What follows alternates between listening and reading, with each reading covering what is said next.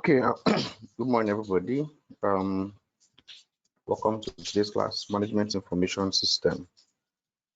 First of all, I would want to enjoin everybody to please bear with me because the rain is actually heavy here. So I may have network hitches here and there. But I'm hoping that the network will be favorable for us the next 40 minutes that we have. So we're going to continue from where we stopped last week. We're looking at MIS integrity, Management Information System integrity. But first of all, what is integrity as far as systems and equipment are concerned? Integrity has to do with the steadfast adherence to strict ethical code or to functional code. So when you adhere to what you are asked to do, that is integrity. So when we talk about MIS integrity, we're talking about the ability for the management information system that you set up for your company to adhere or to be able to perform the function with which is expected. So in MIS, we have about 4 ways we identify the integrity of your MIS. The first is internal integrity. Then the second is system integrity. The third is operations integrity, and of course, procedural integrity. So those are the 4 major tools that we use to measure the integrity of your MIS. I said there are 4. The first is system integrity, operations integrity, internal integrity, and of course, procedural integrity, right? When we talk about integrity, we're talking about how well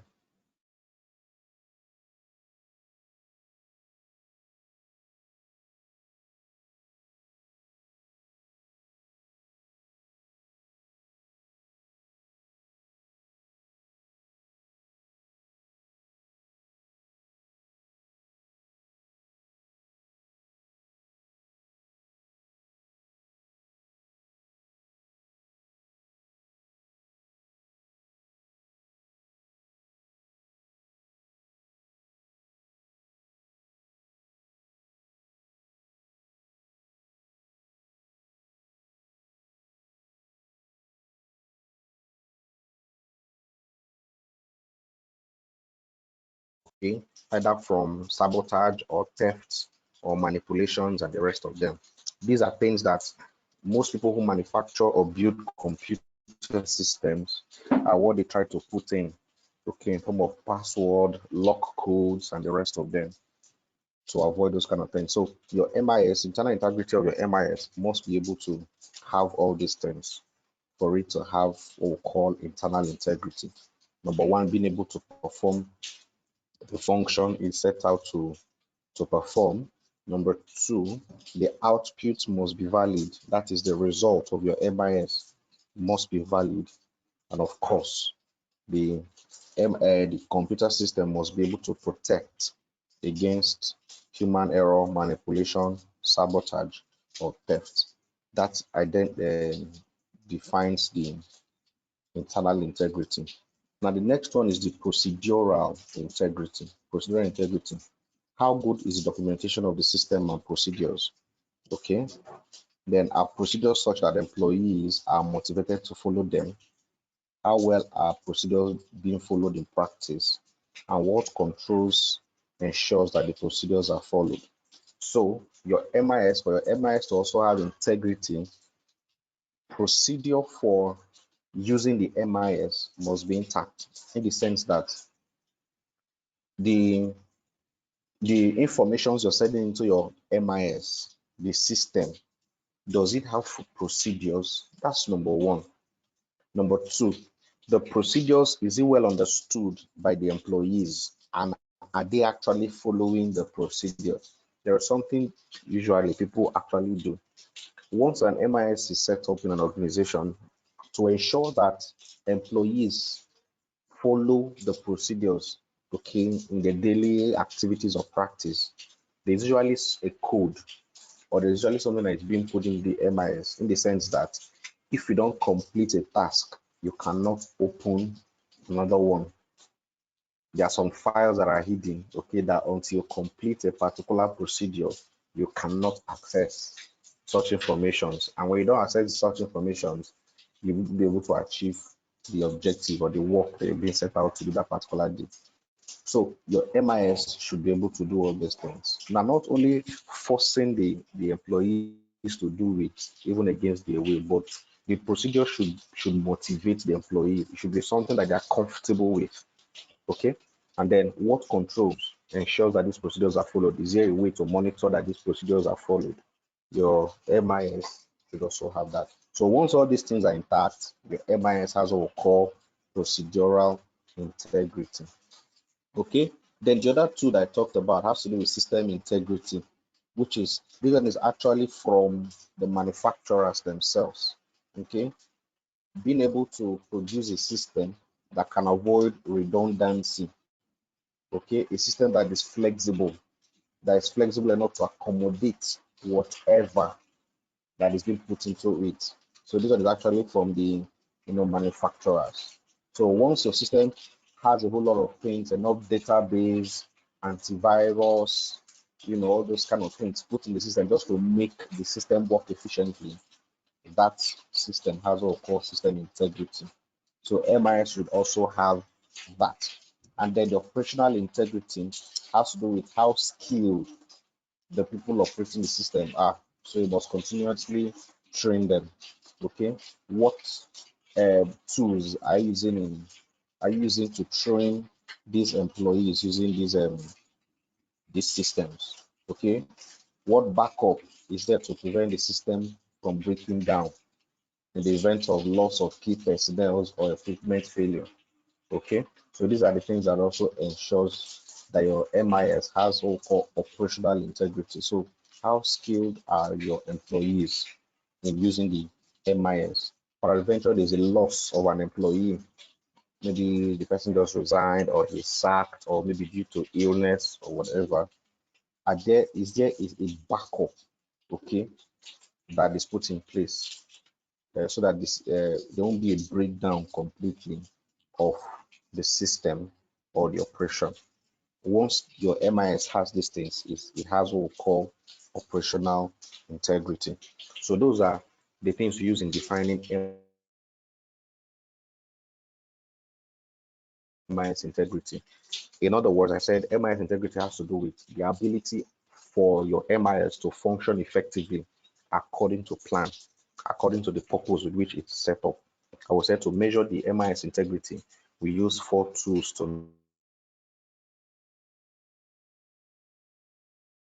measure with: the procedural integrity, the operational integrity, the internal integrity. Now, what are the pitfalls in MIS development?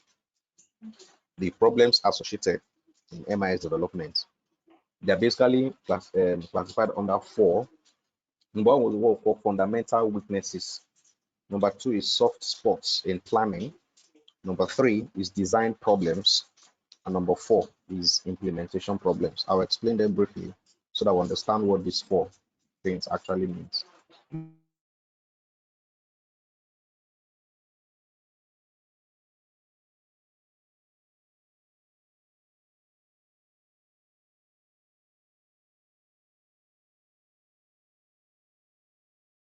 Which helps us to understand the pitfalls in MIS development.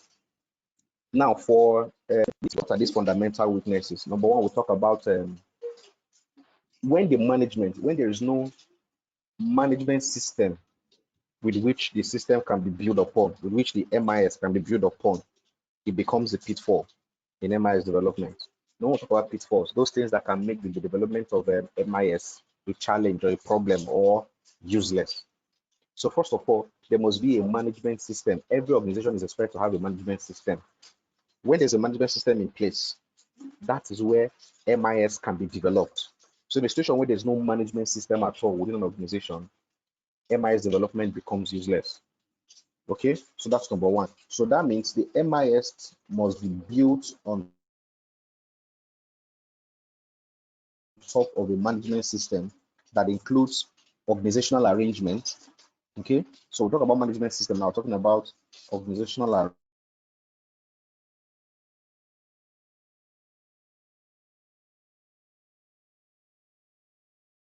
arrangement, the structures and procedures for adequate planning, and every other thing that will set up the organization that will make that will make people believe that these organizations are actually serious in doing business. So these are the things that must be in place first before MIS can be developed. Organizational system, we call it organizational system and structure. So there must be a system in place, where there's organizational arrangement, organizational structure, organizational procedures for adequate planning and control. All these things must be in place before MIS can be developed. If there's no organizational system in place, it becomes useless to develop MIS. Okay, so that's number one fundamental weakness that MIS has. So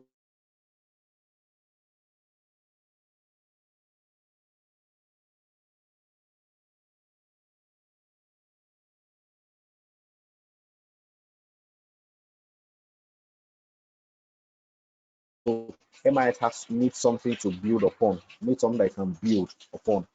Number two, what do we want to achieve? What are we set up for? Okay, so if you don't have a mission or a purpose for the company, if I recall, that's a common weakness for some people who just enter businesses without even having a mission or a purpose for the company. Okay, now when there's a clear mission and purpose, you can now know how to develop your MIS to fulfill that mission and objective. Okay, so if we don't understand what the mission and the objective of the company is all about, the MIS developer, the system developer who is coming to develop a management information system within the organization,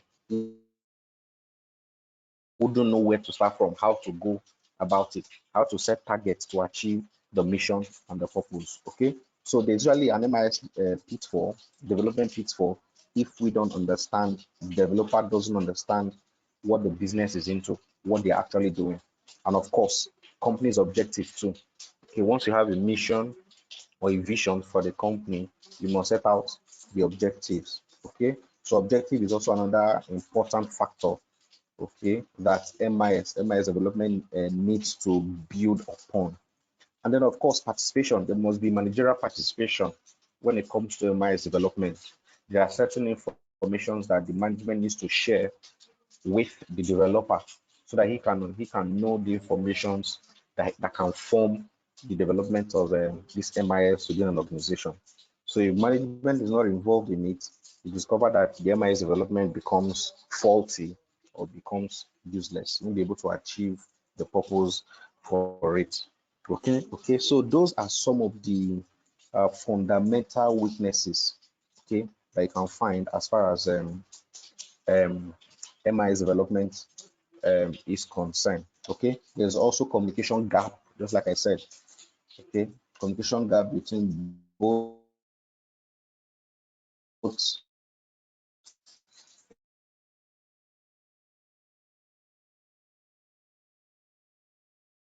the management, the employees, and the developer. And this communication must be done in such a way that people can understand. Okay, so those are some of the fundamental weaknesses. Then number two, pitfalls in MIS development is soft spots in planning. Okay, understand something that number one, MIS only responds to business plans. MIS cannot work on its own. So MIS only responds to business plan. So if there's no business plan, okay, MIS cannot do anything.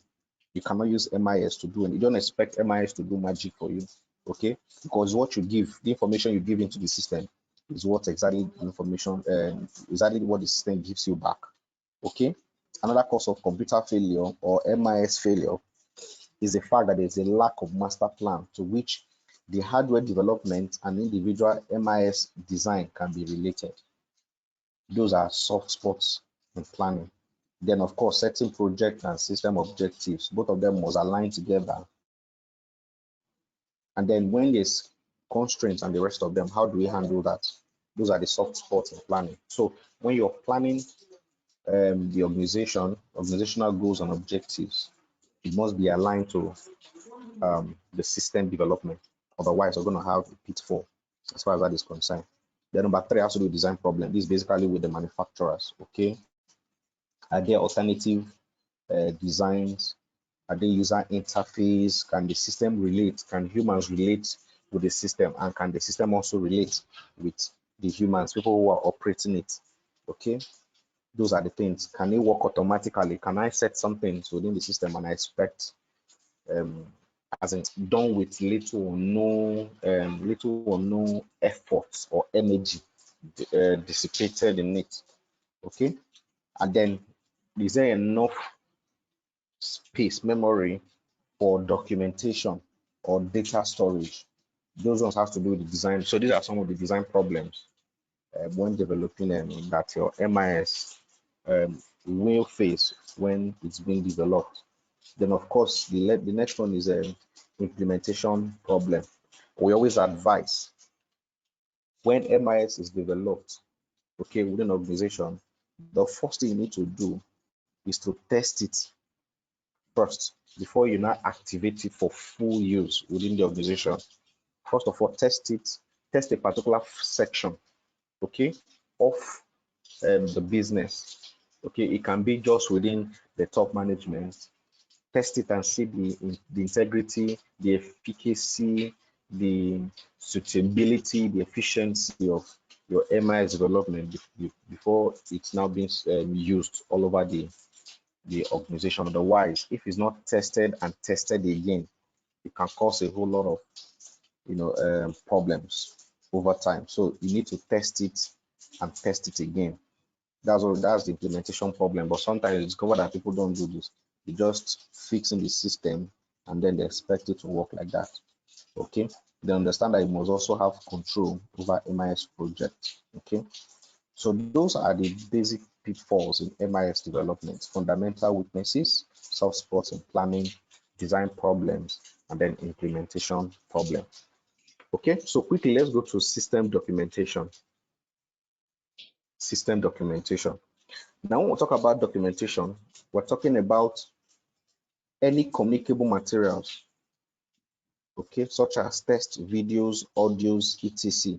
Or it can be a combination of all these things I've mentioned that is used to explain some attributes of an object, system, or procedures.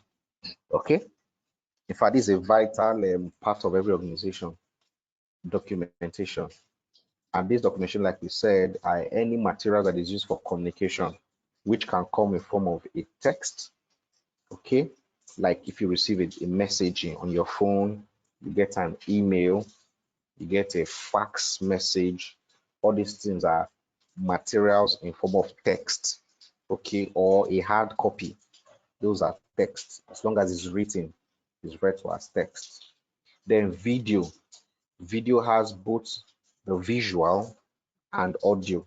So you can watch, you can hear. That is video.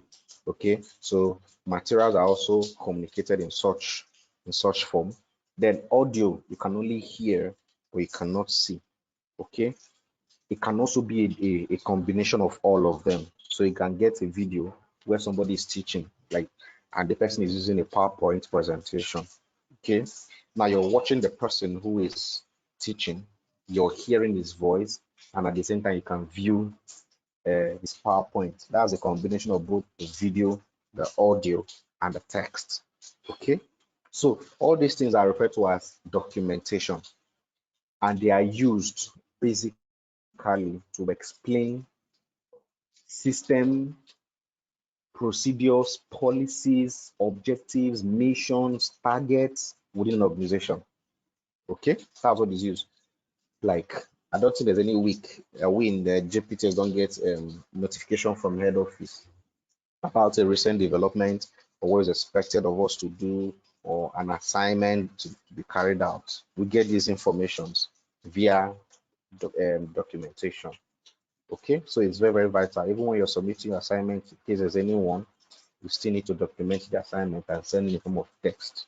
If it requires you doing a presentation, you have to video yourself talking and everything, you still send it. So they're basically used to explain attributes of an object or system or procedure. Okay. Now understand that your documentation must be in form of a readable file. Okay, especially when those things are sent through um, a network channel. Okay, it must be in form of a readable file, something that people can access and then easily read them. Now, what are the characteristics of good documentation? When you're sending out materials, okay, either especially in form of text or video or audio, number one characteristic is that it must be clear. Okay, whether the person is listening to the audio must be clear enough for people to hear and understand the information you're trying to pass. So your documentation must be clear. If it's writing, don't write, use a kind of what they call it now. Use a kind of writing. Some persons have terrible writing that people cannot even read.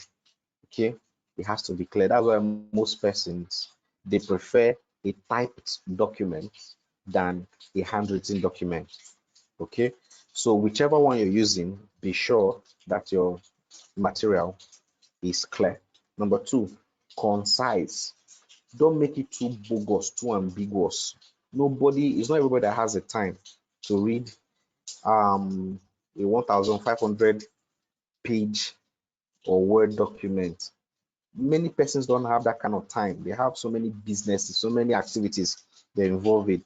So if you must send a document, let it be brief. It has to be brief, yet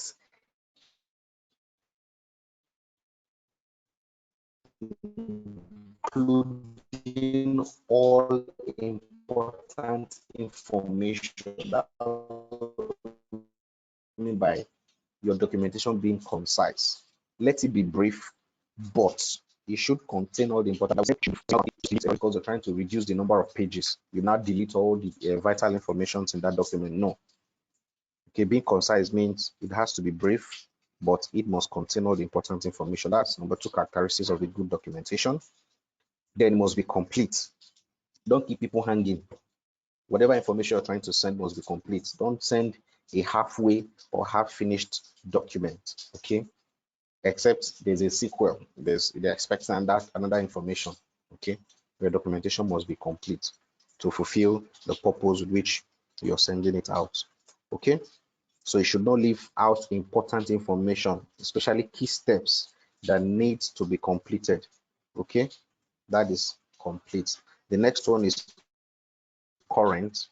See, the truth is your documentation is of no use if all the facts are outdated, if all the informations you're giving is outdated or superseded. So it must be current. The information that you're sending should not be outdated or superseded. Okay. Somebody may ask me what's the meaning of superseded. To supersede means information that is no longer of use. Okay. Information that is no longer of use. Something that is not current. Something that displays in favor of another. Okay. Something that is used to criticize or to replace or to there's so many meanings of superseded, but it simply means an outdated post. Is something that has little or no usefulness. So your information, the information you're passing must be current. Okay, easy to access, like we said, you must have access to it, not the one that to be difficult to download. I'm not talking about network issues now.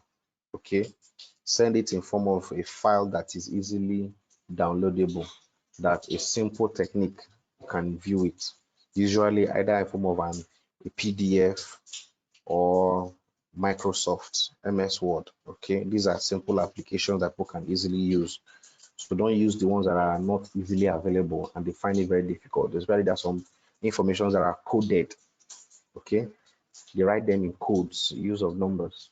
And if you don't have a special training in, you know, breaking the codes into smaller particles, you may not even understand it. You just see it as a, you know, numbers, but you won't understand that the numbers are actually information. Like all these detectives, sometimes that's what they use. They use numbers to communicate themselves.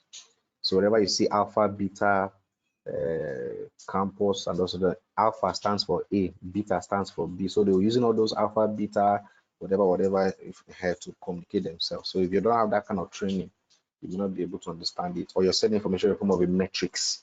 Okay. Until you have, so what I'm trying to say, your information you're sending must be easy to access. Information must be correct, must be easy to search. So those are the characteristics of a good documentation. Types of documentation, we have the ones that are printed, okay, which is the hard copy. We have the on-screen help, okay, the one that you usually receive in form of your mail, in form of a mail on your phone, okay. So you have to read it through the screen of your laptop or the screen of your phone or iPad and the rest of them. Then the audio visual, okay. Audio, that's the audio message, visual, video, okay. Then posters or leaflets, okay, the ones you see on your notice board, the ones they paste on the notice board. Those are the different types of documentation, okay. So those are the characteristics and the types of system documentation. So quickly, let's go to functionality of MIS. Functionality of MIS. Okay. Now the first one now, because when the first class we had, we listed the various types of MIS. We talked about marketing information system, accounting information system, human resources information system, production information system, and so on and so forth. Okay, so we're looking at them one after the other because that's where MIS basically functions. So we want to see the various departments or aspects where MIS is being applied. So the first functionality of MIS we're going to be looking at is the marketing aspect of a business. Okay, so MIS for marketing, which is the marketing information system. So basically, we define that marketing information system as a continuous and interacting structure of people, equipment, and procedures to gather, sort, analyze, evaluate, and distribute pertinent, timely, and accurate information for use by marketing decision makers to improve their marketing planning, implementation, and control activities. Okay, that definition may look very long, but what I'm trying to say in effect is that when we talk about marketing information system,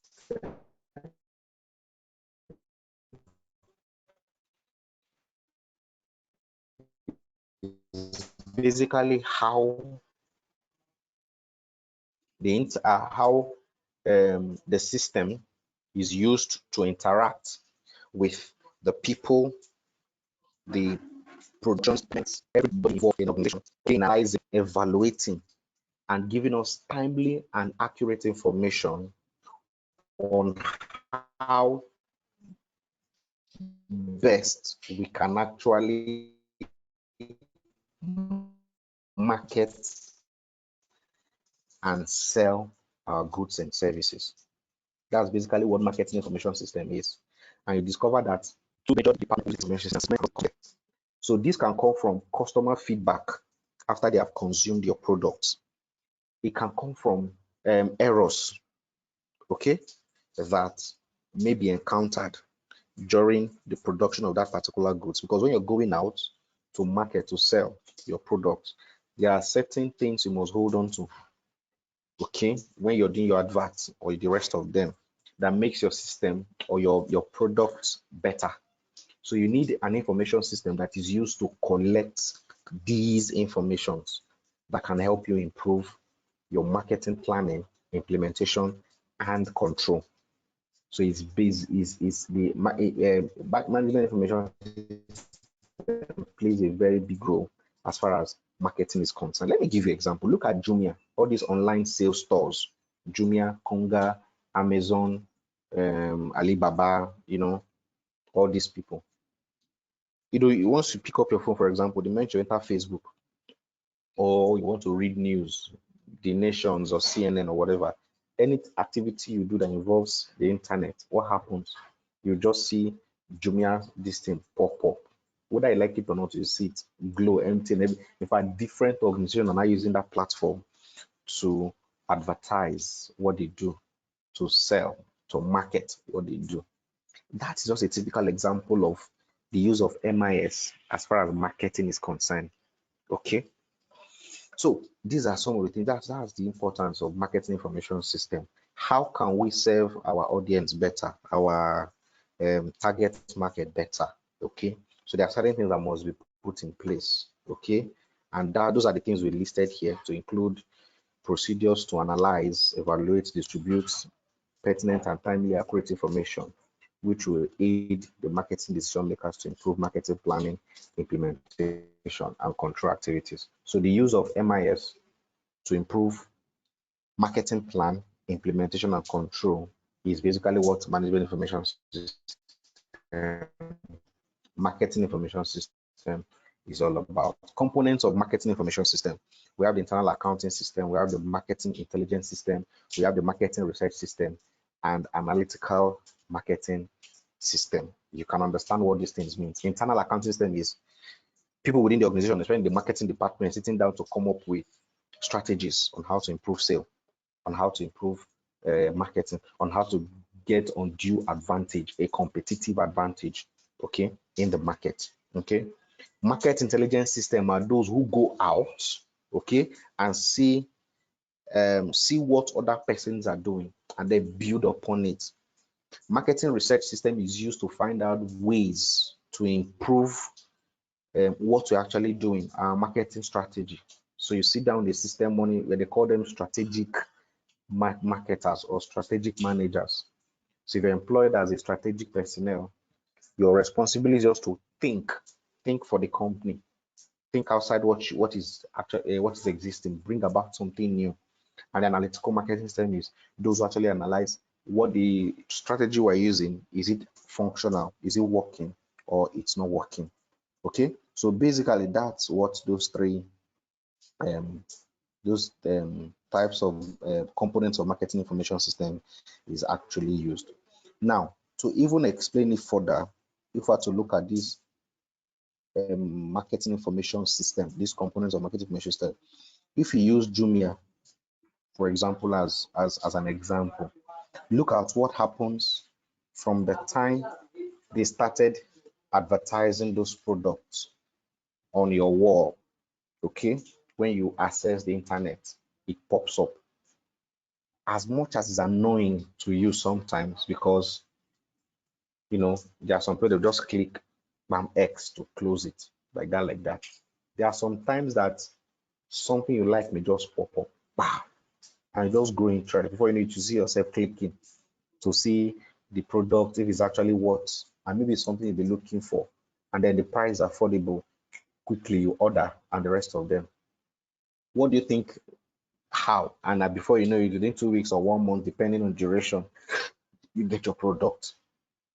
These components of marketing information system is actually used to achieve that. Okay, it's being possible to order, and then you get your informations in a timely manner, get your sales reports, even feedback, and the rest of them. So all these components are actually used to do that. Okay, so those are the components of marketing information system. So how marketing managers can spot important opportunities and problems. Number one is the order shipping cycle, improving the timeliness of sales reports. Number three, designing a user-oriented report system. Okay, that's how marketing managers can spot important opportunities and problems. Okay, now when somebody is making an order, how long does it take? Okay, how long will it take for that order to leave the manufacturer's hand to the user, the person who ordered it? Look at it now. Let me give you an example to explain this order shipping, because it's a cycle that takes place. If, for example, you go on Jumia now and you order a product, of course, it will let you know where the product is coming from. If it's from Jumia market, you know that very well, the shipping cycle will be less, okay, because it's within, or maybe the seller is within the country, the same thing. But if the product is being ordered from China, maybe the product you're ordering from is being made from China, you will see that they will send you a code, okay, to let you know, to make you understand the shipping cycle, the order shipping cycle. They send you a code and you can trace your order online from where. So you see something that looks like a map, a road map from the manufacturer. They'll tell you the manufacturer, then the road, the map will lead to the hub, Jumia hub in maybe in China there. And then from the Jumia hub, it goes to the shipment hub where it's being shipped. And then from shipment hub in China there, it will move and land at uh, what I call where it's being cleared in Nigeria. And then from there, it moves to Jumia hub in Nigeria. And then from Nigeria, it is now being dispatched to probably the Jumia office in the town or the state where you live. And then from the office, it gets to you. So you see, it's like a cycle. That's how it goes. So you're able to understand it. So at every point in time, you know where your order, where the thing you ordered, with the point where it is, whether it has left or it has not left, and they will give you a duration that okay, expect this thing within 15 to 30 days, okay, to get it. So every day you can go there using the track number they give you to track where your distance is. Okay, so that's number one strategy that marketing managers can actually use to spot opportunities or problems. So when there's a problem in the shipment of your goods, they know at the particular point where the problem actually occurred. Is it during the shipment from China to Nigeria, or is it during dispatch? Why? Because there's already a shipping cycle. So it's easy for marketing managers to be able to spot those kind of problems, opportunities that may arise. So it can also be used to spot opportunities. Okay. Now, improving the timeliness of sales reports is also another opportunity, another strategy that marketing managers can also use to spot important opportunities and problems. Okay. So if it takes 21 days now for the goods to arrive and the customer complained that it really took much time, okay, what can they do to improve timeliness? They can find other strategies to see how they can reduce the timing, and then design a user-oriented report system. Of course, once the order arrives to the customer pick once it's delivered to the customer, there's a report system where the marketing manager knows that this order has actually gotten to the customer, and then they send you a feedback after like 24 hours to know whether you're satisfied with the product and the rest of them. So these are strategies that marketing managers can use to actually spot opportunities or problems. So at any point they know where the problem is coming from, and then they quickly put a solution to it. So that's how to use that's how marketing managers can actually spot it. So now note that the marketing information system should represent a cross between what managers think they need, what managers really need, and what is economically feasible. So marketing information system is also used to do this. What do they need? The marketing personnel, what they think they need. If you have a good marketing information system, you'll be able to differentiate between what they think they need and what they really need. So you go ahead to provide them what they actually need, not what they think they need. Otherwise, going every business must maximize profits and minimize costs. Okay. And then while you're trying to compare between what they think they need and what they need, you look at it if it's economically feasible. Okay. So that's that for marketing information system. So I think my time is up. I just have 1 minute left, or less than 30 seconds. So hopefully by next week, when we come back next week, we'll be looking at, so I know with marketing information system. So the next one, I'll be looking at the human resource information system. What is it all about? How can you use it to manage your personnel or your employees within the organization? What functions and what roles is needed? But basically, just like an introduction, human resource information system is used to basically improve manpower, okay, in form of their ability, their skill, their knowledge, their performance, and their conformance to the rules and objectives of the organization. Okay, so that's basically what human resource information system is. So when we come back next week, we'll build on that and then continue from that. Thank you so much for your time, and I'll see you. I'll see us next week.